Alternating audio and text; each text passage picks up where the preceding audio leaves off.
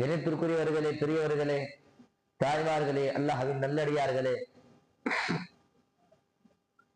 இன்று இன்ஷா அல்லாஹ் திருக்குர்ஆனோடு நாம் என்ற சில விஷயங்களை பார்ப்போம். திருக்குர்ஆனுக்கும் நமக்கும் என்ன தொடர்பு? எனக்கும் அல்லாஹ்வின் வேதமாகிய இந்த குர்ஆனுக்கும் என்ன சம்பந்தம்?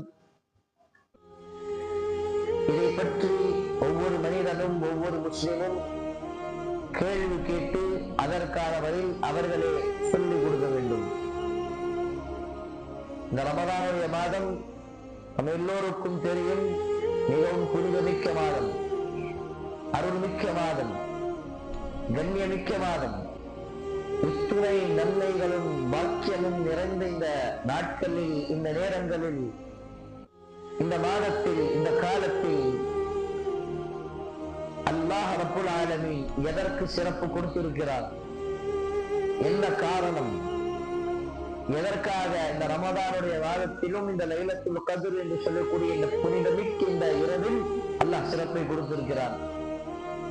வேற எந்த காரணமும் கிடையாது. ஒரே ஒரு காரணம் தான், அதுதான் திருக்குர்ஆன். நன்றாக யோசித்தால் நமக்கு புரியும். இந்த திருக்குர்ஆன் இறங்கியதின் காரணமாக தான் லைலத்துல் கத்ர் என்ற இரவுக்கு சிறப்பு இருக்கின்றது. இந்த திருக்குர்ஆனின் மூலமாக தான் ரமதானுடைய மாதத்திற்கு சிறப்பு இருக்கின்றது. இந்த திருக்குர்ஆனின் மூலமாக தான் இந்த குர்ஆனை தொடர்பு இருக்கின்ற அத்துணை பொருள்களுக்கும் அத்துணை நபர்களுக்கும் சிறப்பு இருக்கின்றது. இந்த திருக்குர்ஆன் இந்த ரமதானுடைய மாதத்தில் இறங்கவில்லை என்று சொன்னால் இந்த ரமதானுடைய மாதத்துக்கு சிறப்பு இருந்திருக்காது. இந்த திருக்குர்ஆன் இந்த ரமதானுடைய மாதத்தில் இந்த லைலத்துல் கத்ருடைய இரவில் இறங்கவில்லை என்று சொன்னால் இந்த லைலத்துல் கத்ருடைய இரவுக்கு சிறப்புகள் இருந்திருக்காது. இந்த லைலத்துல் கத்ர் இந்த ரமதானுடைய மாதம் இந்த கடைசி 10 இரவு ஒற்றைப்படை இந்த இரவு, இந்த நேரம், இதெல்லாம் லைலத்துல் கத்ர், இது எல்லாத்தையும் சிறப்பாக ஆக்கி தரக்கூடிய ஒரே ஒரு அமல், ஒரே ஒரு விஷயம் அல்லாஹ்வின் வேதம், இந்த திருக்குர்ஆன். இந்த திருக்குர்ஆனை நாங்கள் எவ்வளவு படித்தோம்? இந்த ரமதானுடைய மாதத்தில் இங்கு அமர்ந்திருக்கக்கூடிய அத்துணை இளைஞர்கள், பெரியவர்கள், சிறியவர்கள், பெற்றோர்கள், ஆண்கள், பெண்கள் அனைவரும் கேட்கக்கூடிய ஒரு கேள்வி, இந்த ரமதானுடைய மாதத்தில் இந்த திருக்குர்ஆனை எவ்வளவு படித்தோம், எவ்வளவு முடித்தோம்? ஒரு தினமும் அல்லது ஒரு பாடம், ஒரு பேஜ், எவ்வளவு இந்த ரமதானுடைய மாதத்தில் குர்ஆனை முடித்தோம்? இதற்கு ஒரு கணக்கு இருக்கிறதா நம் இடத்தில்? ஒரு சாரார் இருக்கிறார்கள், நேரம் கிடைத்தால் பள்ளிவாசலுக்கு வருவார்கள், நேரம் கிடைத்தால் குர்ஆனை ஓதுவார்கள். ஒரு சாரார் இருக்கிறார்கள், குர்ஆனை படிப்பார்கள், ஆனால் அதை புரிந்து கொள்ள மாட்டார்கள். ஒரு சாரார் இருக்கிறார்கள், குர்ஆனுக்கும் அவருக்கும் எந்த விதமான சம்பந்தமும் இல்லாமல் வாழ்ந்து கொண்டிருப்பார்கள். இப்படிப்பட்ட பல முஸ்லிம்கள் நம்ம இடத்தில் இருக்கின்றார்கள். அல்லாஹ்வின் தூதர் முஹம்மது நபி ஸல்லல்லாஹு அலைஹி வஸல்லம் அவர்களிடத்தில் வானவர் ஜிப்ரீல் அலைஹிஸ்ஸலாம் தினந்தோறும் குர்ஆனை ஒப்படைப்பார்கள், அவர்களுக்கு ஓதுவார்கள். அல்லாஹ்வின் தூதர் அவர்களும் திருக்குர்ஆனை ஜிப்ரீல் அலைஹிஸ்ஸலாம் அவர்களுக்கு ஓதுவார்கள், ஓதி கொடுப்பார்கள்.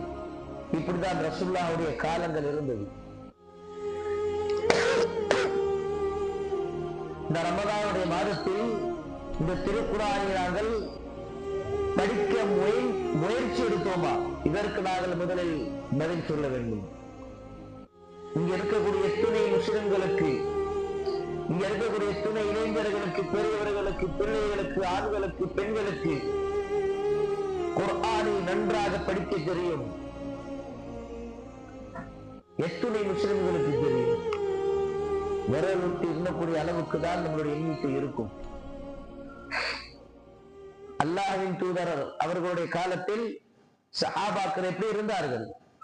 குர்ஆனோடு வாழ்ந்தார்கள், குர்ஆனோடு மரணித்தார்கள்.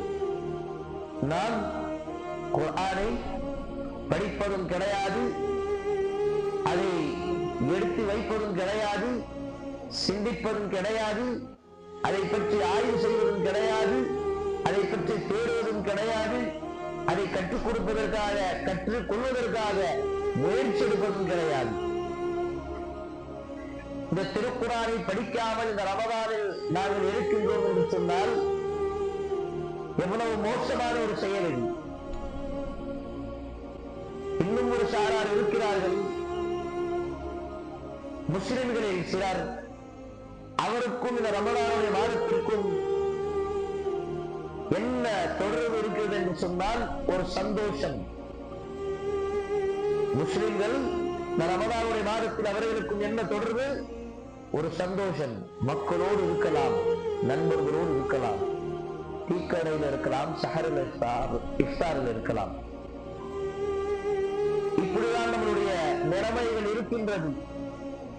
இந்த திருக்குரானை படித்து, திருக்குரானை வாசித்து, அதை புரிந்து தன்னுடைய வாழ்க்கையில் கடைபிடிப்பதற்காக இந்த திருக்குரானை யாரும் படிப்பது கிடையாது. அப்படி படித்தால் இல்லா மாஷா அல்லாஹ், அல்லாஹ் பாதுகாத்த நல்ல சாலிஹான சில நபர்களும் இருக்கிறார்கள். அவர்களை தவிர யார் இந்த திருக்குரானை நன்றாக படிக்கக்கூடியவர்கள் இருக்கிறார்கள். இந்த திருக்குரான் எதற்காக இறங்கியது? ஷஹ்ரு ரமதான் அல்லதி உன்சில ஃபீஹில் குர்ஆன். இந்த ரமதானுடைய மாதத்தில் தான் இந்த திருக்குரான் இறங்கியது. ஃபீஹி ஹுதல் லின்னாஸ். அதுல என்ன நோக்கம்? ஹுதல் லின்னாஸ், மனிதர்களுடைய நேர்வழிக்காகதான். உபையினாத்தின் மினல் ஹுதா வல் ஃபுர்கான். நேர்வழி எது சரி, எது தவறு, எது நல்லது, எது கெட்டது என்று பிரித்து பார்க்கக்கூடிய அளவுக்கு இந்த திருக்குரான் உங்களுக்கு இறங்கி இருக்கிறது. இந்த ரமதானுடைய மாதத்தில் இந்த திருக்குரானை நாங்கள் படித்து பார்த்திருப்போமா? எத்தனை திசை முடிச்சிருப்போம்? ஒரு 5, ஒரு 10, ஒரு 15, 20, 30 கடைசியில இருக்கின்றோம், கடைசி நேரங்களில் இருக்கின்றோம். நாம் இதுவரை குரானை சரியாக படிக்கவில்லை என்று சொன்னால் நாம் எவ்வளவு அல்லாஹுக்கு நன்றி கெட்ட அடியாராக வாழ்ந்து கொண்டிருக்கிறோம். சிறிது நேரம் யோசித்து பாருங்கள், நமக்கு தெரியும். குர்ஆனுடைய சிறப்பு நிறைய இருக்கிறது. குர்ஆனுடைய சிறப்பு நிறைய இருக்கிறது. குர்ஆன் எதுவெல்லாம் தொடர்பாக இருக்கிறதோ அத்துணைக்கும் அல்லாஹ் சிறப்பை கொடுத்திருக்கிறார். குர்ஆன் இறங்கிய மாதம் ரமதான், அதற்கு சிறப்பு. குர்ஆன் இறங்கிய இரவு, அதற்கு சிறப்பு. லைலத்துல் கத்ர். குர்ஆன் இறங்கிய கொண்டு வந்த தூதர் வானவர் ஜிப்ரீல் அலைஹிஸ்ஸலாம், அவர்களுக்கு தனி சிறப்பு. வானவர்களுடைய தலைவர் யார் மீது இந்த திருக்குர்ஆன் இறங்கியது? முஹம்மது நபி முஸ்தபா ஸல்லல்லாஹு அலைஹி வஸல்லம் அவர்களுக்கு தனி சிறப்பு. தூதர்களிலே சிறந்த தூதர், தூதர்களிலே மிகவும் அல்லாஹ்வுக்கு பிடித்தமானவர் ஹைருல் அன்பியா, ஹைருல் பஷர், சய்யிதுல் முர்சலீன், காத்தமுன் நபியீன், ஷாஃபிஉ மஹ்ஷர் முஹம்மது அஹ்மது ஸல்லல்லாஹு அலைஹி வஸல்லம். இந்த திருக்குர்ஆன் அரபி மொழியில் இறங்கியது. எந்த மொழி? அந்த அரபி மொழிக்கு தனி சிறப்பு இருக்கிறது. பிலிசானின் அரபிய்யின் முபீன், தெளிவான அரபியில் நாங்கள் இந்த குர்ஆனை இறக்கினோம். இன்னா அன்ஸல்னாஹு ஃபீ அரபிய்யன் லஅல்லக்கும் தஅகிலூன். இந்த திருக்குர்ஆனை நாங்கள் அரபியில் இறக்கினோம். எதற்காக? லஅல்லக்கும் தஅகிலூன், இலகுவாக புரிந்து கொள்வதற்காகதான். وَلَقَدْ يَسَّرْنَا الْقُرْآنَ لِلذِّكْرِ فَهَلْ مِن مُدَّكِرٍ. இந்த திருக்குர்ஆனின் எத்துணை நபர்கள் அறிவுரை பெற்றுக்கொள்கிறவர்களாக இருக்கிறார்கள் என்று அல்லாஹ் கேட்கின்றான். இந்த திருக்குர்ஆன் எந்த சமுதாயத்தின் மீது இறங்கியதோ அதற்கு தனி சிறப்பு இருக்கிறது. இந்த முஹம்மது நபி ஸல்லல்லாஹு அலைஹி வஸல்லம் இந்த சமுதாயம் உம்மத்துல் முஹம்மதியா, இவர்களுக்கு தனி சிறப்பு என்ன என்று தெரியுமா? நாளை மறுமையில் அல்லாஹ் சுப்ஹானஹு வ தஆலா கடைசியாக வந்த இந்த சமுதாயம், கடைசியாக வந்த இந்த உம்மத் ஸல்லல்லாஹு அலைஹி வஸல்லம் அவர்களுடைய இந்த சமுதாயம் நாளை மறுமையில் சொர்க்கத்தில் முதலில் செல்லும். எப்படிப்பட்ட சிறப்பு! உலகத்திலே கடைசியாக வந்த சமுதாயம் சொர்க்கத்தில் முதலில் செல்லும். இந்த சமுதாயத்திற்கு முன்பாக வந்த அத்தனை சமுதாயங்களுக்கு எதிராக இந்த சமுதாயம் சாட்சி சொல்லும். எதன் காரணமாக? இந்த திருக்குர்ஆனின் காரணமாக தான். இத்துணை சிறப்புகளை இந்த திருக்குரான் வைத்த பிறகும் நாம் இந்த திருக்குரானை படிப்பதற்கு ஏன் முன் வர மாட்டேங்கின்றோம்? ஏன் இதை படிக்காமல் இருக்கின்றோம்? இந்த திருக்குரான் எப்படிப்பட்ட திருக்குரான் என்று தெரியுமா?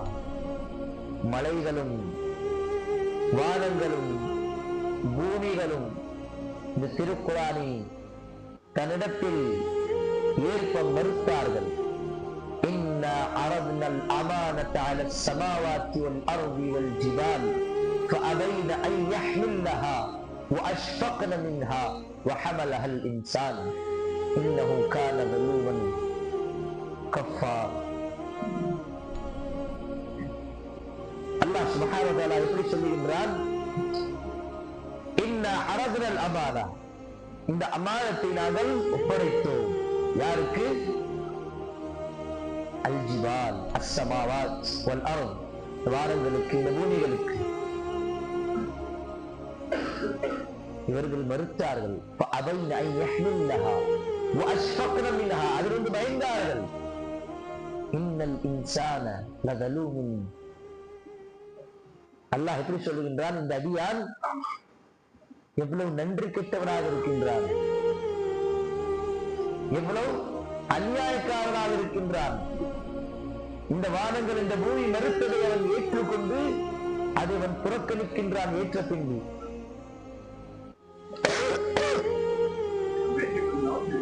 இன்னொரு இடத்தில் சூரத்துல் ஹஜ்ர் என்ற அத்தியாயத்தில் அல்லாஹ் சுப்ஹானஹு வ தஆலா சொல்லுகின்றான், இந்த திருக்குரான் ஒரு மலையின் மீது இறங்கியது என்று சொன்னால் அந்த மலை அல்லாஹ்வுடைய அச்சத்தின், அல்லாஹ்வுடைய பயத்தின் மூலமாக அது நடுங்கிவிடும்.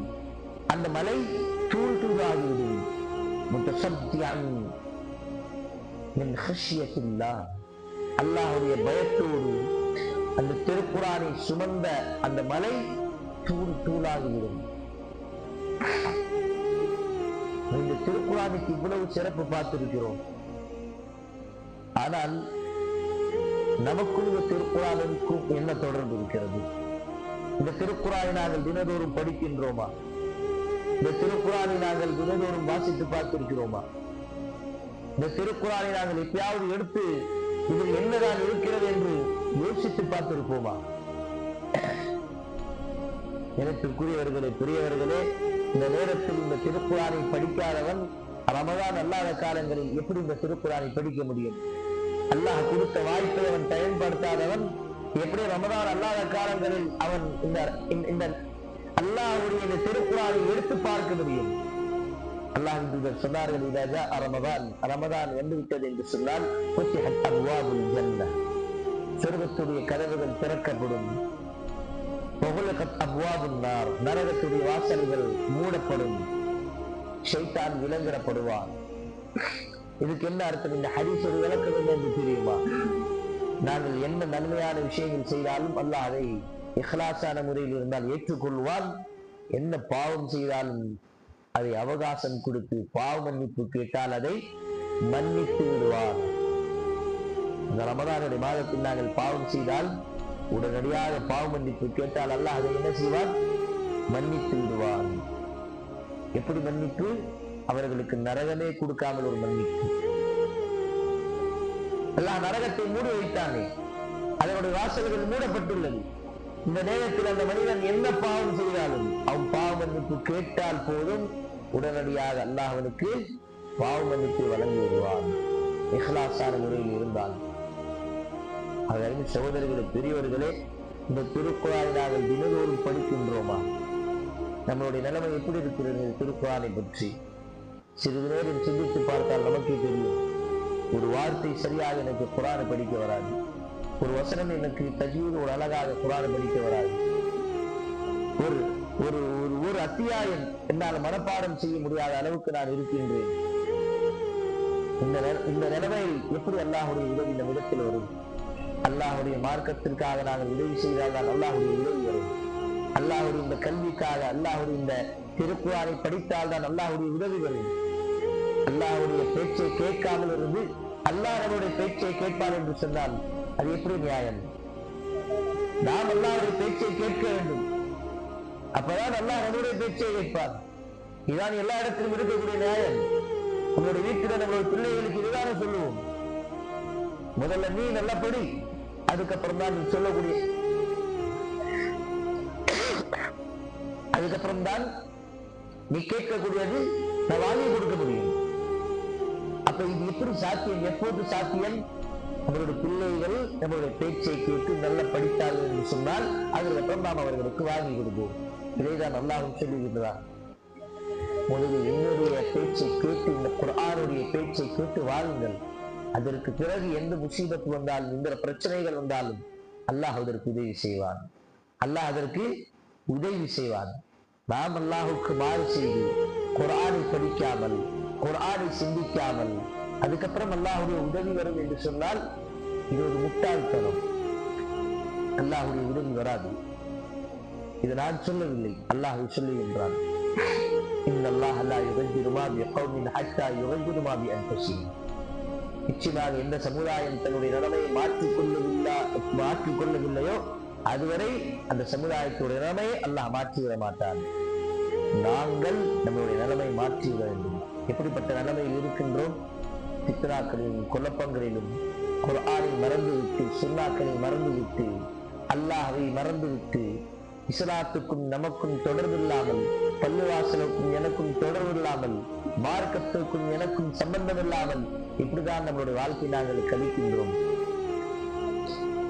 இன்னைக்கு யாராவது சொல்ல முடியுமா, எனக்கு நல்லா குர்ஆனை படிக்க தெரியும், எனக்கு முழு குர்ஆன் மனமாக இருக்கிறது, நான் ரசூலுல்லாஹ்வுடைய தினதோறும் ஒரு நாளுக்கு ஒரு கம்மிபட்சம் ஒரு 20 சுன்னாக்களை பின்பற்றுகின்றேன், கம்மிபட்சம் 20 அல்லது 10 நான் பின்பற்றுகின்றேன், அல்லது நான் 5 தொழுகையோடு சுன்னத் தொழுகையின் தொழுகிறேன், அல்லது கம்மிபட்சம் கடமையான தொழுகையை நான் சரியான நேரத்தில் தொழுகின்றேன், அடிக்கடி குர்ஆனை தினந்தோறும் படிக்கின்றேன். இப்படிப்பட்ட முஸ்லிம்கள் இந்த காலத்தில் இருக்கின்றார்களா? இப்படிப்பட்ட முஸ்லிம்கள் இந்த நேரத்தில் இருக்கின்றார்களா? மிகவும் வருத்தத்தோடைய, மிகவும் கவலையோடு சொல்லக்கூடிய விஷயம், நம்மளுடைய வாழ்க்கையில் எத்தனையோ ரமதான் வந்து விட்டது. ஆனால் எந்த ரமதான் நம்மளுடைய ஈமானை மாற்றிவிடவில்லை, நம்மளுடைய வாழ்க்கையை மாற்றிவிடவில்லை. ரமதான் வரும், ரமதான் போகும். நாம் கடந்து செல்லவில்லை என்று சொன்னாலும் ரமதான் நம்மை கடந்து சென்றுவிடும். அந்த ரமதானுடைய ஆரம்ப கால கட்டத்திலிருந்து மறுமை நாள் வரை அது வந்து கொண்டே இருக்கும். ரமதான் மாறாது. நாம் மாறுகின்றோமா? நாம் ரமதானுடைய மாதத்திலிருந்து நம்முடைய வாழ்க்கை மாற்றத்தை கொண்டு வந்தோமா? இதுதான் கேள்வி. நாம் அல்லாஹ்வுக்கு மாறு செய்து, ஹதீஸை மறுத்து, ஹதீஸை புறக்கணித்து, சுன்னாவை மறந்து வாழ்ந்தோம் என்று சொன்னால் எப்படி அல்லாஹ்வுடைய உதவி நம் இடத்தில் வரும்? இந்த காலகட்டத்தில் நாங்கள் பார்க்கின்றோம், குர்ஆனை படிக்க தெரியாதவர்கள் திக்கி திணறி தடுமாறி படிக்கின்றார்கள். அப்படிப்பட்டவர்களும் இன்னும் சொற்பமானவர்கள் தான். ஏனென்று சொன்னால் பல முஸ்லிம்கள் படிக்க முன்வருவதே இல்லை, படிக்க ஆரம்பிப்பதே இல்லை, அவர்கள் குர்ஆனை தொட்டது கூட இல்லை. அப்படிப்பட்டவர்களும் இருக்கின்றார்கள். இன்னும் பல இளைஞர்களுக்கு குர்ஆன் எந்த புத்தகம், யார் மீது இறங்கியது, இந்த கேள்விக்கு அவர்களிடத்தில் பதில் கிடையாது. கண்ணியமிக்கவர்களே, பெரியவர்களே, இந்த ரமதானுடைய மாதத்தில் குர்ஆனை படிக்காதவன் மற்ற மாதங்களில் எப்படி அவன் படிக்க முடியும்? இந்த வாய்ப்பை அல்லாஹ் கொடுத்து அதற்கு பிறகு அல்லாஹ் அந்த நேரத்தில் என்ன வாய்ப்பு கொடுக்க வேண்டும்? நாங்கள் பார்க்கின்றோம், குர்ஆனுக்கு நாங்கள் கொடுக்கின்ற மரியாதையும் மற்ற கல்விக்கும் கொடுக்கின்ற மரியாதை எப்படி இருக்கின்றது பாருங்க. உங்களுடைய பிள்ளைகளை ஸ்கூல்ல சேர்க்கிறோம், ஸ்கூல் ஃபீஸ் எவ்வளவு? வருஷத்துக்கு 1 லட்சத்துக்கு மேல செலவாகும். அதுல பஸ்ல போனா தனி செலவு, ஆட்டோல போனா தனி செலவு, வேன்ல போனா தனி செலவு, அவங்களுடைய யூனிஃபார்ம் தனி, அவங்களுடைய சாப்பாடுக்கு டிஃபன் பாக்ஸ், புக்ஸ், அதுக்கு கவரு, அவங்களுடைய புக்ஸ் வாங்குறதுக்கு அது ஒரு தனி செலவு.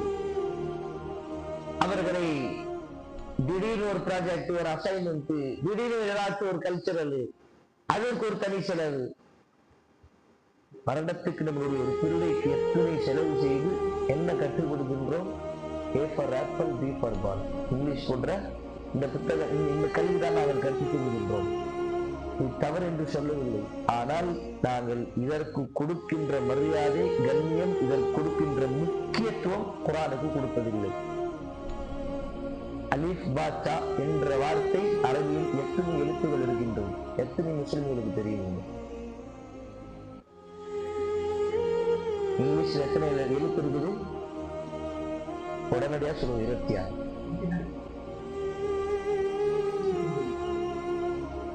29. இப்ப நான் கேட்கக்கூடிய கேள்வி என்ன என்று சொன்னால், நாங்கள் இங்கிலீஷுக்காக நம்மளுடைய மற்ற கல்விக்காக கொடுக்கின்ற அந்த மரியாதை, அந்த முக்கியத்துவம் அரபியில் கொடுப்பதில்லை.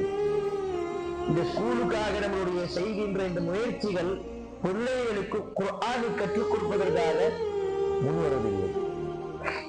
எத்தனை பிள்ளைகள் ஸ்கூலுக்கு போறாங்க, எத்தனை பிள்ளைகள் மதரசாவுக்கு போறாங்க, மஸ்ஜித்ல வந்து குர்ஆனை படிக்கிறாங்க, எத்தனை பிள்ளைகள் இருக்காங்க? இன்னைக்கு போட்டு பாருங்க, விரல் விட்டு எண்ணலாம்.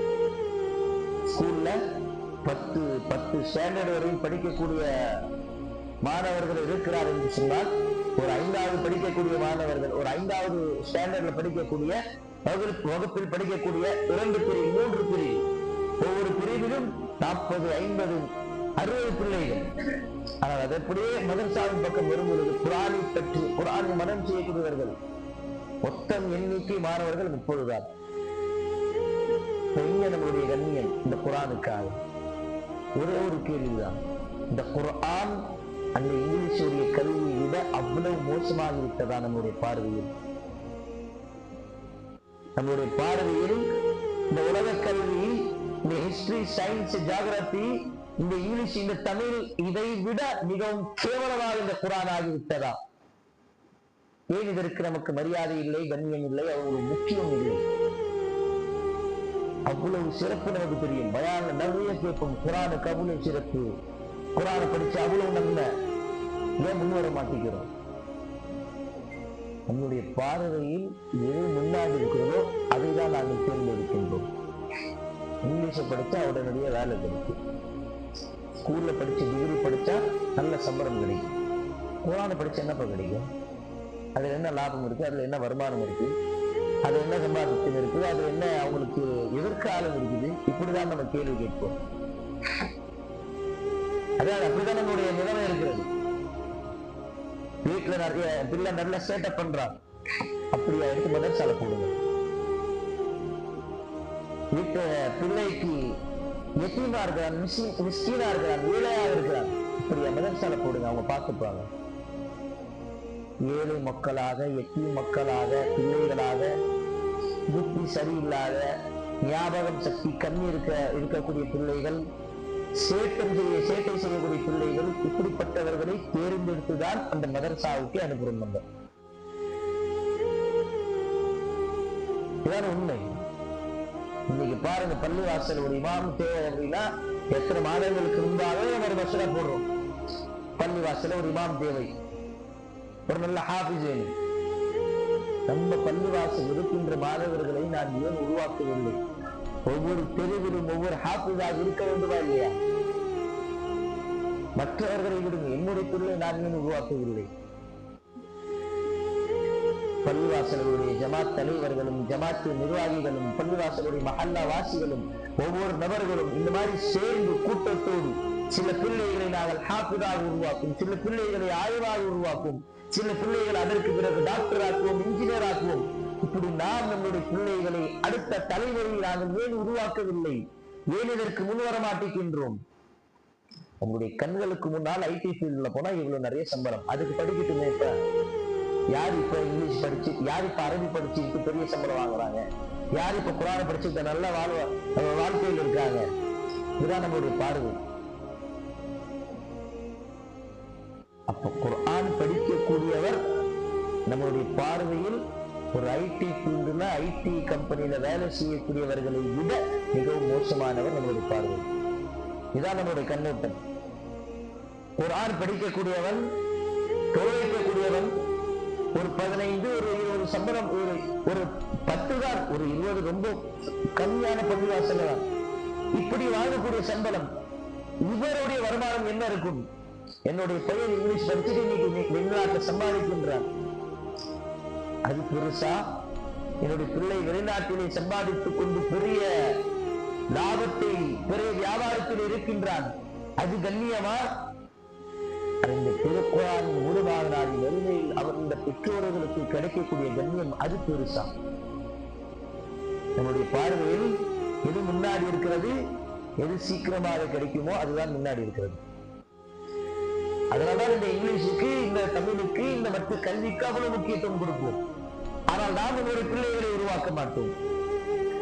ஒரு ஆளின் தேவை பல குரூப்ல டவுன்லோட் பண்ணுவோம், ஆனால் நம்மளுடைய பிள்ளையை உருவாக்க மாட்டோம். ஏன்? அவர் ஆலிமா உருவாக்கிட்டா அவருக்கு என்னப்பா வாழ்வாதாரம், அவருக்கு என்னப்பா சம்பாதித்தோம், அவருக்கு என்னப்பா எதிர்காலம், இப்படிதான் நம்மளுடைய சிந்தனை. ஒரு மனிதன் ஆலிமாக இருந்து மற்ற விஷயங்களை செய்ய முடியாதா? கண்டிப்பாக செய்ய முடியும். அப்படி நம்முடைய சமூகம், அப்படி இந்த நம்மளுடைய மஹல்லாக்கள், நம்முடைய சமூகம் அவர்களை உருவாக்க வேண்டும். பள்ளியில் இமாமாகவும் இருந்து, ஒரு வேலையில் டாக்டராகவும் இருக்க வேண்டும், ஒரு ஆலிமாகவும் இருந்து ஒரு வக்கீலாகவும் இருக்க வேண்டும். இப்படி நம்மளுடைய பிள்ளைகளை உருவாக்க வேண்டும். சகோதரர்களை, பெரியவர்களை, பெற்றவர்களை. ஆனால் நம்முடைய பார்வையில் எது இந்த உலகத்தில் நிறைய லாபம் கிடைக்குமோ அதுதான். குர்ஆனை படிச்சு இந்த உலகத்தில் நிறைய லாபம் கிடைக்குதா? யாருக்கு? அதனால்தான் மக்கள் அதற்கு முன்வரவில்லை. ஆனால் உண்மையான முஸ்லிம், உண்மையான முஃமின், அல்லாஹ்வுடைய நல்ல அடியான், அவனுடைய நோக்கம் இப்போது மறுமை நோக்கிறது. அப்படிப்பட்ட பெற்றோர்கள் தன்னுடைய பிள்ளைகளை தன்னை விட்டு பிரித்து வேறு ஊர்ல போட்டு, அவன் எவ்வளவு கஷ்டப்பட்டாலும் சரி அவன் ஹாஃபிதாக வேண்டும். ஏன்? அவனுக்கும் நாளை மறுமையில் எனக்கும் அல்லாஹ் கண்ணியம் கொடுப்பான், சொர்க்கத்தை கொடுப்பான். அந்த எதிர்பார்ப்பு அந்த பெற்றோர்களுக்கு இருக்கும். யாருக்கு? யார் உண்மையான முஸ்லிம்களாக இருந்து மறுமையை எதிர்பார்த்து கொண்டிருக்கிறார்கள் அவர்களுக்கு. உலகத்தில் காசு சம்பாதிக்கக்கூடியவர்களுக்கு அல்ல, உலகத்தில் இந்த காசை எதிர்பார்க்கக்கூடியவர்களுக்கு அல்ல, அல்லாஹை நம்பி, அல்லாஹை சார்ந்து, அல்லாஹுக்காக வாழக்கூடிய அந்த இறையடியார்களுக்கு தான் அந்த சிந்தனையில் நம்பிக்கை வரும். நாம் நம்முடைய பிள்ளைகளை உருவாக்கவில்லையே, இதற்கு என்ன பதில்? அல்லாஹுக்காக நம்முடைய பிள்ளைகளை உருவாக்க வேண்டும்.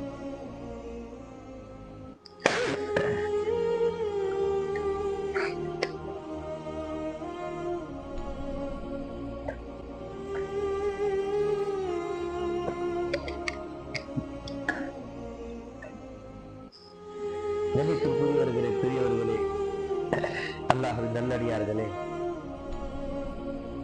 சிறிது நேரம் யோசித்து பாருங்கள். நாம் இருக்கின்ற காலம், சூழ்நிலை, இந்த சமூகம், இந்த நிலைமை, நமக்கு கிடைத்த வாய்ப்பு, பாக்கியம், இதெல்லாம் அல்லாஹ்வுடைய ஒரு அருட்கொடை. அல்லாஹ் நமக்கு கொடுத்த பாக்கியம் மிகப்பெரிய ஒரு அருட்கொடை. அந்த காலகட்டத்தில் குர்ஆன் புத்தகம் வடிவத்தில் இல்லை. சஹாபாக்கள் தோள்களிலும் மரக்கட்டைகளிலும் அப்படிதான் இருந்து குர்ஆனை பாதுகாத்தார்கள். ஒரு காலத்தில் தான் ஒரு புத்தகமாக வந்தது. அந்த புத்தகம் நமக்கு இவ்வளவு எளிதாக இப்ப போனில் வந்துவிட்டது. அந்த போன்ல கூட நம்ம குர்ஆனை படிக்கலாம்ல. ஆனா நாம் படிக்கின்றோமா? குர்ஆனை தேடுறது கிடையாது, குர்ஆனை படிக்கிறது கிடையாது, குர்ஆனை ஆய்வு செய்வது கிடையாது, குர்ஆனுடைய அர்த்தத்தை புரிவது கிடையாது. குர்ஆனுடைய தினதோறும் ஒவ்வொரு வசனத்துடைய அதனுடைய சிந்தனை நாங்கள் புரிந்து கொள்ளலாம், அதுவும் கிடையாது. இன்னைக்கு இருக்கக்கூடிய எத்தனை முஸ்லிம்களுடைய கூகுள் ஹிஸ்டரி எடுத்து பாருங்க. குர்ஆனை பத்தி தேடி போமா? ஏதாவது பாட்டு, ஏதாவது படம், ஏதாவது ஒரு செய்தி, ஏதாவது ஒரு நியூஸ், ஏதாவது தேவையில்லாமல், சில அவசியம் இல்லாமல், சில கேவலமான, சில மானக்கேடான விஷயங்களை தான் தேடி கொண்டிருப்போம். யூடியூப் ஹிஸ்டரி எடுத்து பாருங்க. ஏதாவது ஒரு பாட்டு கேட்டுக்கிட்டு தான் இருப்போம், ஏதாவது ஒரு செய்தியை பார்த்துக்கிட்டு தான் இருப்போம். குர்ஆனை கேட்கின்றோமா? குர்ஆனை பற்றி நம்மளுடைய ஆர்வம் இருக்கிறதா? அதன் பற்றி, அதன் பக்கம் நம்மளுடைய ஈர்ப்பு எவ்வளவு இருக்கிறது? தொழுகையில் ஒரு முறை ஒரு நேரம் இமாம் வரவில்லை என்று சொன்னால் எத்தனை முஸ்லிம்கள் ஃபஜ்ர் சரியாக தொழ வைக்க முடியும்? அப்படி எத்தனை முஸ்லிம்கள் இருக்கிறார்கள். ஃபஜ்ரில் தொழ வைக்கக்கூடிய அளவுக்கு முஸ்லிம்களுக்கு குர்ஆனை சரியாக மரணமாக குர்ஆன் தெரியும் எத்தனை இருக்கிறார்கள். இதெல்லாம் கண்டிப்பாக சிந்திக்கக்கூடிய விஷயங்கள் சகோதரர்களே, பெரியவர்களே. ரமதான் நம்மை விட்டு பிரிந்துவிடும். ஆனால் அல்லாஹ்வுடைய வேதம் எப்போதும் நம் இடத்தில் இருக்கக்கூடியது. அல்லாஹ்வுடைய கலாம், அல்லாஹ்வுடைய வார்த்தை மிகப்பெரிய ஒரு அருட்கொடை. இதை நம்மை விட்டு மறுமையாக புரியாது. அல்லாஹ்வுடைய இந்த அற்புதத்தை, இந்த கலாமை நாங்கள் தினதோறும் படிக்க வேண்டும். குர்ஆனை நாங்கள் எப்போதும் சிந்திக்க வேண்டும். குர்ஆனை கற்றுக்கொள்ள வேண்டும்.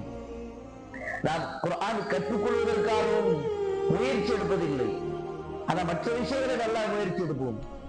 சாதாரணமான ஒரு சின்ன போன் வாங்குறோம், ஸ்மார்ட் போன், ஒரு சின்ன போன் வாங்குறோம். இந்த போனை எப்படி யூஸ் பண்றது, அதை எப்படி தேடுறது, என்னென்ன ஆப்புகள் இருக்குது, அதை எப்படி யூஸ் பண்றது, எல்லா விஷயங்களும் அதை தேடுவோம். ஏன் தெரியலன்னா சின்ன பிள்ளைகிட்ட கூட கேட்போம். பேரன் அளவுக்கு இருக்கக்கூடிய பேரண்ட கூட நம்ம கேட்போம், இதை எப்படி யூஸ் பண்ணணும்பா அப்படின்னு. ஏன் சின்ன பிள்ளைங்களுக்கு நல்லா யூஸ் பண்ண தெரியும், நல்ல டெக்னாலஜி இருக்குது, நல்ல அறிவு இருக்குது அப்படின்னு. ஆனா குர்ஆனுக்காக எப்பயாவது நல்ல ஹாஃபிஸ், நல்ல சின்ன சின்ன பையன் ஹாஃபிஸ், அவங்க போய் கேட்டு படிச்சிருப்போமா? ஏன் வெக்கம் வரும். இப்ப போனு கேட்கும் போது வெக்கம் வரல. குர்ஆனை கேட்பதற்கு வெக்கம் வரும். ஆனால் போன் பற்றி கேட்கும் பொழுது, மார்க்கமில்லாத உலக விஷயம் பற்றி கேட்கும் பொழுது நமக்கு வெக்கம் வராது. இதான நிலைமை நம்மளுடைய சூழ்நிலை. இப்படிப்பட்ட சமூகத்துக்கு அல்லாஹ்வுடைய உதவி எப்படி வரும்? அல்லாஹ்வுடைய உதவி வர வேண்டும் என்று சொன்னால் நாம் உங்களுடைய குர்ஆனோடு தொடர்பு வைக்க வேண்டும். சகோதரர்களே, பெரியவர்களே,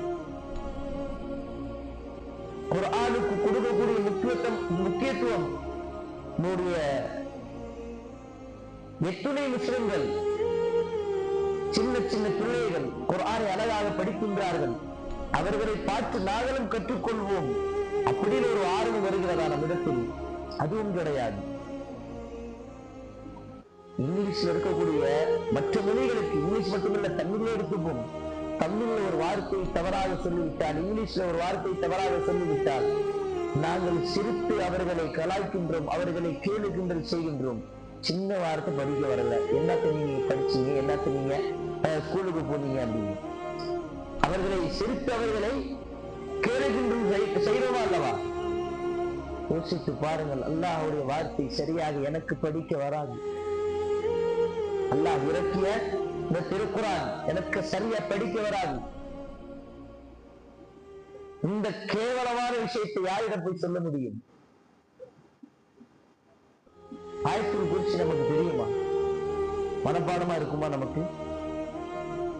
சரி, மனப்பாடமா இருக்கக்கூடியவர்களுக்கு சரியாக படிக்க தெரியுமா? எந்த இடத்தில் எப்படி அந்த எழுத்தை படிக்க வேண்டும் அப்படி நம்மளால சரியா படிக்க முடியுமா? ஆனா இங்கிலீஷ்ல நல்லா படிப்போம், தமிழ்ல அப்படியே நல்லா வாசிப்போம். சிறிய வயதிலிருந்து அந்த மொழிக்கு நாங்கள் கொடுத்த முக்கியத்துவம், அல்லாஹ் தன்னுடைய வார்த்தையை இறக்கி அந்த மொழிக்கு நாங்கள் அந்த முக்கியத்துவத்தை கொடுக்கவில்லையே.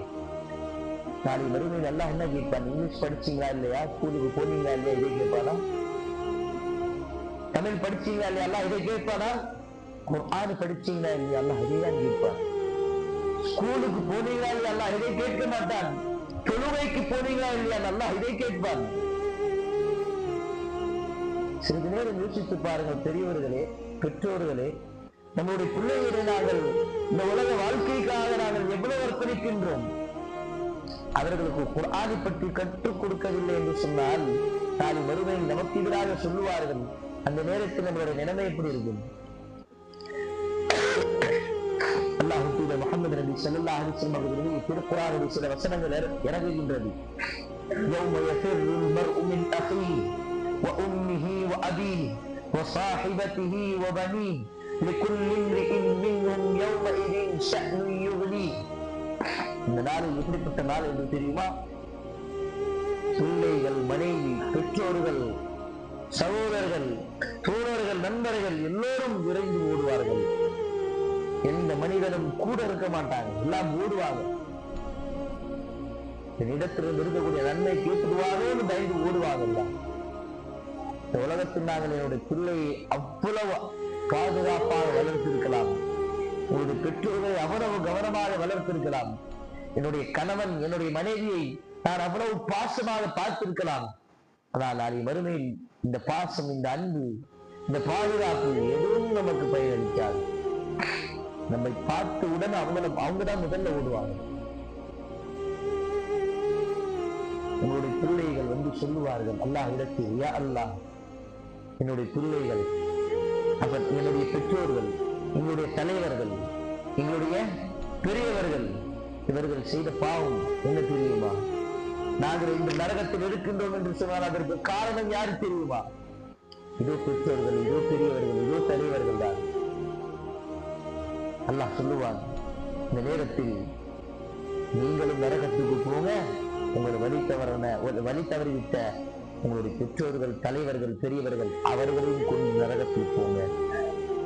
இந்த நேரத்தில் மனிதன் யோசிப்பான், யா வைலத்தா, என்னுடைய கை செய்தனே, இன்னா அத்தானா சாதத்தனா குபராஅனா ஃபஅதல்லூன ஸபீலா, என்னுடைய பெற்றோர்கள் இந்த வழி தவறி விட்டார்களே, யா அல்லாஹ் இவர்களுக்கு நரகத்திலே போட்டு விடு.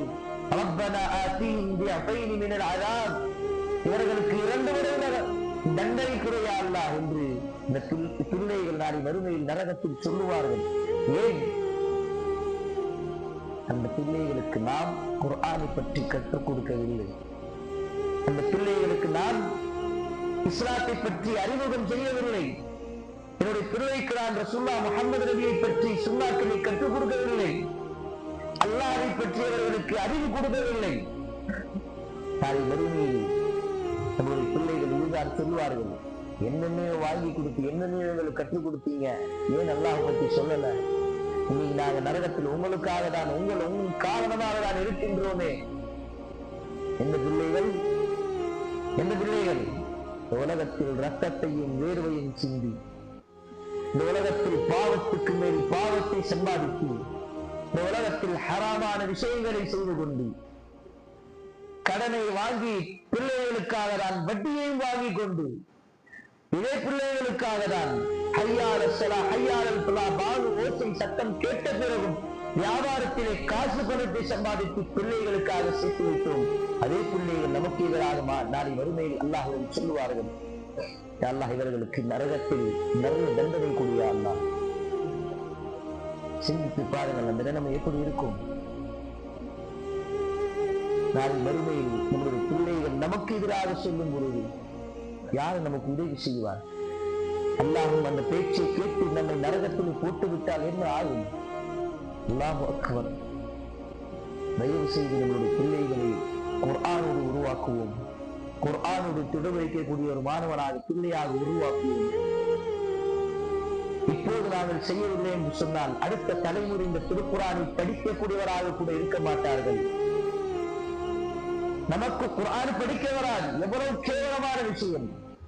என்னுடைய பிள்ளை ஒரு வெளிநாட்டில் இருக்கின்றான், என்னுடைய பிள்ளை வெளிநாட்டில் இருக்கின்றான், வெளிநாட்டிலிருந்து எனக்கு இங்கிலீஷ் படிக்க தெரியாது, அவன் இங்கிலீஷ்ல அல்லது எனக்கு தமிழ் படிக்க தெரியாது, அவன் தமிழ்ல அல்லது இங்கிலீஷ்ல ஒரு கடிதம் எழுதியிருக்கிறான். அந்த கடிதத்தை வாங்கி அந்த இங்கிலீஷ் தமிழ் தெரிந்த நபரிடம் போய் சென்று கொடுத்து, என்னுடைய பிள்ளைகளை என்ன கொடுத்திருக்கிறான், என்ன சொல்லிருக்கிறான், என்ன செய்தி, இதை படிச்சு காமிங்க, எனக்கு சொல்லுங்க, இதை நான் கேட்கணும். கண்டிப்பாக கேட்போமா இல்லையா? அல்லாஹ் கொடுத்த அதே திருக்குர்ஆன் தான் இந்த உலகத்தில் அல்லாஹ் அனுப்பிய பிறகு இந்த திருக்குர்ஆன் நமக்கு அருளாக அல்லாஹ் கொடுத்து நேர்வழிக்காக கொடுத்திருக்கிறான். ஆனால் அல்லாஹ் சொன்ன செய்தி ஒரு முறை கூட நாங்கள் பார்த்ததில்லையே, ஒரு முறை கூட நாங்கள் இதை கேட்டதில்லையே. அல்லாஹ் சொன்ன இந்த திருக்குர்ஆனை நாங்கள் ஒரு முறை கூட இதை வாசித்து பார்க்கவில்லையே. அல்லாஹ் சொல்லுகின்றார், உங்கள் மீது இந்த இறங்கி இந்த திருக்குர்ஆனை படியுங்கள் நபியே என்று நபியை பார்த்து சொல்லுகின்றான்.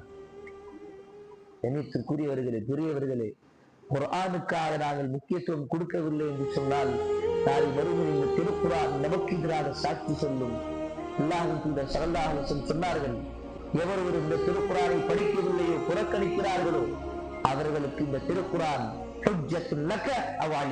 படித்தால் அவர்களுக்கு சிபாரிசு செய்யும், படிக்காவிட்டால் அவர்களுக்கு எதிராக சாட்சி சொல்லும். நாங்கள் குர்ஆனை படித்தால் நமக்கு சிபாரிசு செய்து சொர்க்கத்தில் நமக்காக சிபாரிசு செய்யும், பரிந்துரை செய்யும். அப்படி நாங்கள் குர்ஆனை படிக்காமல் விட்டு விட்டோம் என்று சொன்னால் திருக்குர்ஆன் நமக்கு எதிராக சாட்சி சொல்லும். யா அல்லாஹ், இந்த திருக்குர்ஆனை இந்த மனிதன் படிக்கவே இல்லை, ஒருபோதும் தொட்டது கூட இல்லை, உன்னுடைய ஒரு வார்த்தை கூட அவன் படித்தது கிடையாது, இவனுக்கு சொர்க்கத்தில் இடமே கிடையாது என்று அல்லாஹ் சொல்லிவிட்டு என்னை எல்லாம் நரகத்தில் போட்டு விட்டால் என்ன ஆகும்? சகோதரர்களே, பெரியவர்களே, இந்த திருக்குர்ஆனை படிக்க தெரியாதவர்கள் மிகவும் எச்சரிக்கையாக இருக்க வேண்டும். இந்த ரமதானுடைய மாதத்தில் ஒரு உறுதிமொழி எடுத்து நாங்கள் படித்து ஆரம்பித்திருக்கலாமே, ஒரு முறை இந்த திருக்குர்ஆனை படிக்க ஆரம்பித்திருக்கலாமே, இதுவரை நாங்கள் திருக்குர்ஆனை நன்றாக படிக்க முயற்சித்திருக்கலாமே. நான் ஏன் இதற்காக முன்வர மாட்டேங்கின்றோம்? இதற்காக நாங்கள் ஏன் இன்னும் முன்வரவில்லை? அல்லாஹ் நாளை மறுமையை பற்றி விசாரிக்கும் பொழுது நாங்கள் என்ன பதில் சொல்ல போகின்றோம்? நாங்கள் என்ன அல்லாஹ்விடம் எந்த முகத்தோடு நாங்கள் அல்லாஹ்விடம் சந்திப்போம்? இந்த மறுமை நாளில் அல்லாஹ்வுடைய குர்ஆனை பற்றி கேட்கும் பொழுது நாம் இதற்காக என்ன பதிலை தயாரித்து வைத்திருக்கிறோம்? அல்லாஹ்வுக்காக இந்த திருக்குர்ஆனை படித்து பார்ப்போம். இந்த ரமதான் சென்று விட்டாலும் சரி, இந்த திருக்குர்ஆனை தொடர்ச்சியாக நாங்கள் படிக்கக்கூடிய ஒரு முஸ்லிமாக நாங்கள் இருக்க வேண்டும்.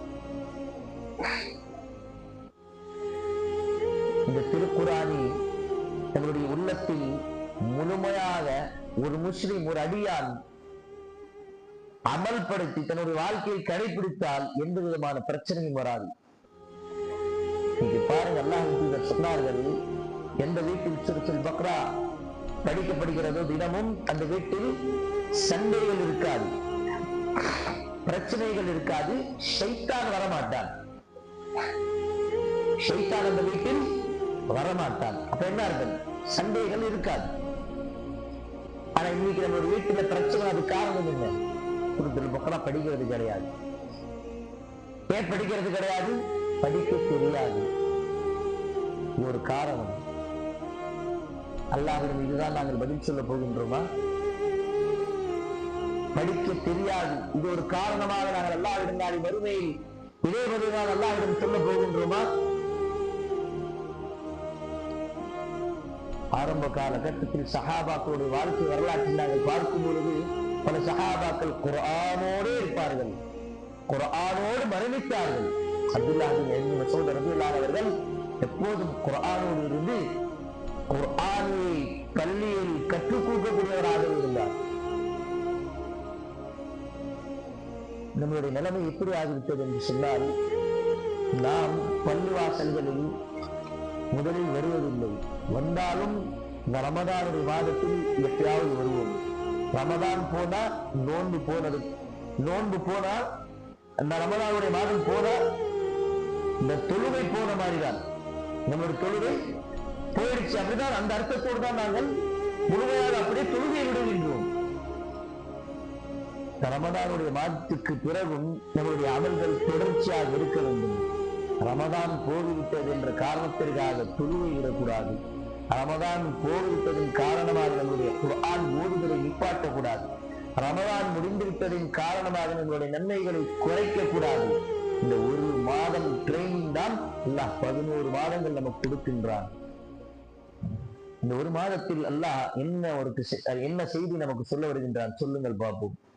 ஒரு மனிதனுக்கு அடிப்படை தேவையான விஷயம், அவருடைய உயிர் வாழ்வாதாரத்துக்கு முக்கியமான விஷயம், அடிப்படை உயிரோடு இருப்பதற்கு தாகமும் பசி, இந்த இரண்டும் அவனால் இருக்க முடியாது. அதை சாப்பிட வேண்டும், அவன் தண்ணீரை குடிக்க வேண்டும். இந்த இரண்டும் இந்த நோன்பில் அல்லாஹுக்காக ஒரு மனிதனால், ஒரு முஸ்லிமால் விட முடியும் என்று சொன்னால், ரமதான் அல்லாத காலங்களில் அல்லாஹுக்காக பாவத்தையும் விட முடியும். அல்லாஹுக்காக நாங்கள் பசிப்பட்டோடு இருந்தோம், சாப்பிடாமல் இருந்தோம், எப்படி நம்மளால் உண்ணாமல் இருக்க முடியுது? ரமதானுக்கு பிறகு பாவத்தையும் நாங்கள் விட்டு இருக்கலாம் அப்படின்னு அல்லாஹ் நம்மிடத்திலிருந்து உதாரணமாக சொல்லுகின்றார். உங்களால் இருக்க முடியும், அல்லாஹுக்காக இருந்தார். அல்லாஹ்வுடைய மார்க்கத்திற்காக நாங்கள் உதவி செய்தால் மட்டும்தான் அல்லாஹ் நமக்கு உதவி செய்வான்.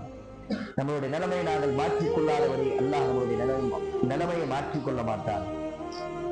இந்த குர்ஆனோடு நமக்கு தொடர்பு இல்லை, சுன்னாக்களோடு நமக்கு தொடர்பு இல்லை. இது எத்தனை சுன்னாக்களை நாங்கள் தினதோறும் நாங்கள் பின்பற்றி வருகின்றோம். இங்கே இருக்கக்கூடிய எத்தனை ஆண்களுடைய முகத்தில் ரசூலுல்லாஹி அழகான தாடி இருக்கிறது, சொல்லுங்கள் பார்ப்போம். ரசூலுல்லாஹி சுன்னாவை தாடியை வெட்டி தைரியமாக உட்கார்ந்து கொண்டிருக்கின்றோம். நாளை மறுமையிலே அல்லாஹ்வின் தூதர்கள் சந்திக்கும் பொழுது என்ன முகத்தோடு சந்திப்போம்?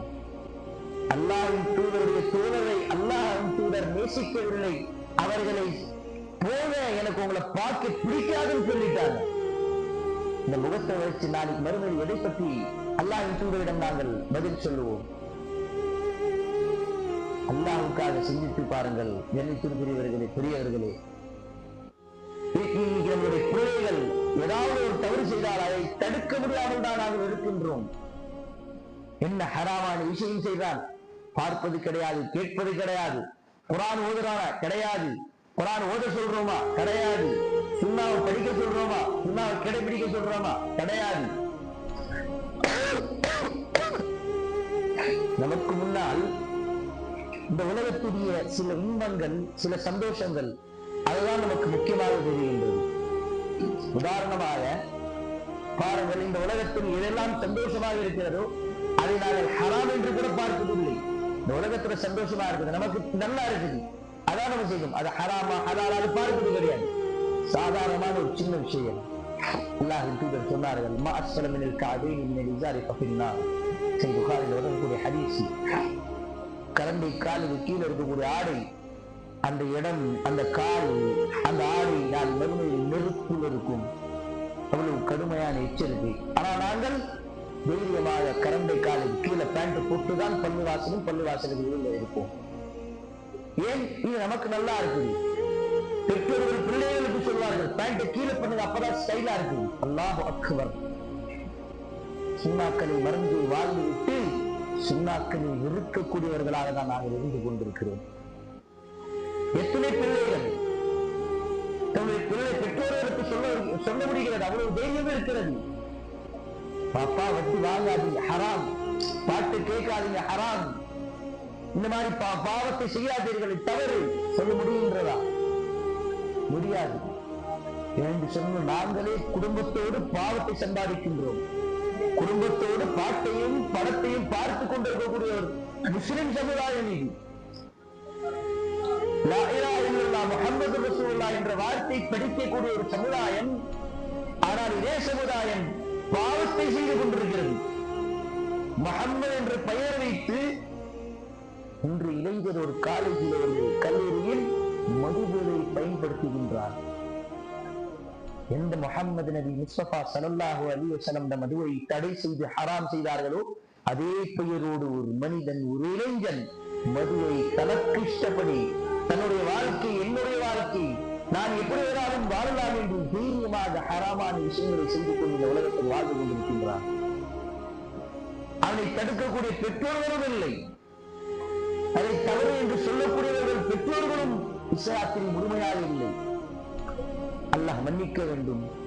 இன்றும் பல முஸ்லிம்கள் ரமதான் போனா அடுத்த எந்த படத்துக்கு போகணும் லிஸ்ட போட்டு வச்சுட்டு இருக்காங்க. இப்படிதான் நம்முடைய சமுதாயங்கள், இப்படிதான் இந்த முஸ்லிம் சமுதாயோட நிலைமை இருக்கிறது. அது அறிவு சகோதரர்களே, பெரியவர்களே, தாய்மார்களே, சிறிது நேரம் கவனம் செலுத்தி இந்த ரமதானுடைய மாதம் நம்மை விட்டு பிரிந்து செல்வதற்கு சில மணி நேரமோ சில நாட்களோ இருக்கின்றது. இந்த நேரத்தில் நாங்கள் அல்லாஹுக்காக, அல்லாஹ் மார்க்கத்திற்காக நாங்கள் அர்ப்பணிக்க வேண்டும்.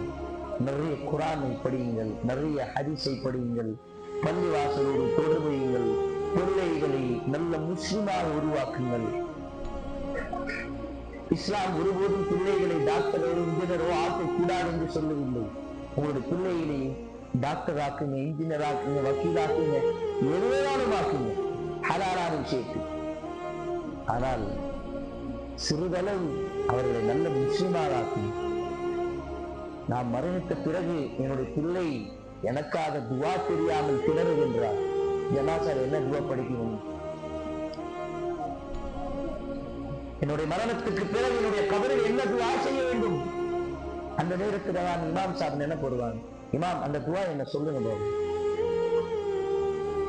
இது உயிரோடு இருக்கும் பொழுதே பெற்றோர்களை நல்லா பார்த்திருந்தால் எவ்வளவு நன்மை கிடைத்திருக்கும். உயிரோடு இருக்கக்கூடிய இந்த பெற்றோர்கள் பிள்ளைகளுக்கு இதை கற்றுக் கொடுத்தால் எவ்வளவு நன்மைகள் கிடைத்திருக்கும். நான் மரணித்த பிறகு என்னுடைய பிள்ளை எனக்கு துஆ செய்ய வேண்டும், அப்படிப்பட்ட நல்ல முஸ்லிமாக ஆக்கி மரணித்து விடுங்கள். அதுதான் ஒரு முஸ்லிம் நாளை மறுமையில் நிறைய நன்மைகளை சம்பாதிக்கக்கூடிய வழியாக இருக்கின்றது. அதை சோதரர்களே, பெரியவர்களே, தாய்மார்களே, இந்த ரமதானுடைய மாதம் நம்மை விட்டு பெருந்தாலும் அல்லாஹுடைய வாசல்கள் கதவுகள் ஒருபோதும் மூடப்படாது.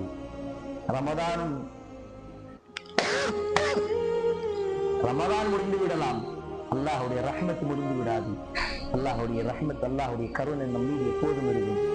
எத்துணை பாவங்கள் செய்திருந்தாலும் சரி, எத்துணை ஹராமான விஷயங்களை செய்திருந்தாலும் சரி, எத்துணை தொழுகை விட்டிருந்தாலும் சரி, என்னென்ன குற்றங்கள் செய்திருந்தாலும் சரி, இந்த நேரத்தில் இந்த இரவில் அல்லாஹ்விடம் தனிமையில் அழுது பிரார்த்தனை செய்து தௌபா செய்வோம். அல்லாஹ்விடம் பாவ மன்னிப்பு கேட்போம். குடும்பத்தோடு இருந்து இந்த நேரத்தில் நாங்கள் பிரார்த்தனை செய்வோம்.